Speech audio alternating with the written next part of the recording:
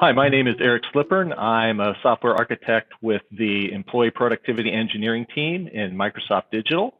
We've been working for the past year and a half on the digital integration platform, which is powering the IoT-based experiences for our new campuses.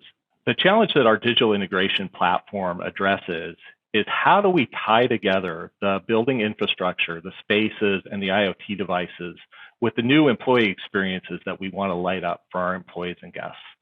We're really bringing together data that previously existed behind a bunch of different vendor silos and bringing that together to really make sure our employees and guests can feel supported and be their most productive selves when they come to our new campuses.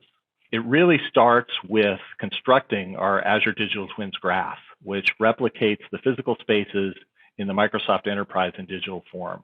We bring in data from our integrated workplace management system, from building information models, and from the Microsoft 365 graph as well. Digital integration platform is really powered by all the Microsoft IoT services, Azure Digital Twins, Azure Maps, Azure Time Series Insights, IoT Hub, and we really just kind of provide the integration glue between that. So we rely on some proven patterns to integrate all of these devices from various different vendors, and then to quickly leverage the power of ADT to contextualize that and provide a consistent API services that our teams can use to build these experiences.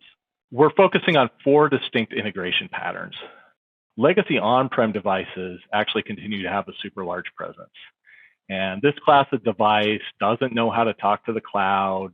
So what our cloud to on-prem gateway does is host a set of IoT edge modules on an AKS cluster. And these modules can then communicate to the on-prem devices over ExpressRoute and then send those updates on to our cloud platform via IoT Hub. The second category is our building management system, or BMS. And this is really the single biggest source of device telemetry in a building. So to support the volume of data coming from the BMS, we plan to deploy an on-prem gateway that will support vendor-agnostic protocol translation. And then for new devices, we're finding that the most common gateway model is cloud to cloud. Partners really want to be able to process telemetry in their own Azure subscription before relaying it on to us, typically via an event hub or a webhook. And we're comfortable with this model as long as we get all the data in real time and as long as there's no privacy issues that we need to be concerned about with data flowing through the partner cloud. And then finally, the fourth one would be Azure IoT certified devices. These are great because they're able to communicate directly with our IoT Hub, but we're finding this to really still be an emerging pattern for enterprise scenarios, and we're looking forward to working with more partners as more certified devices come to the market.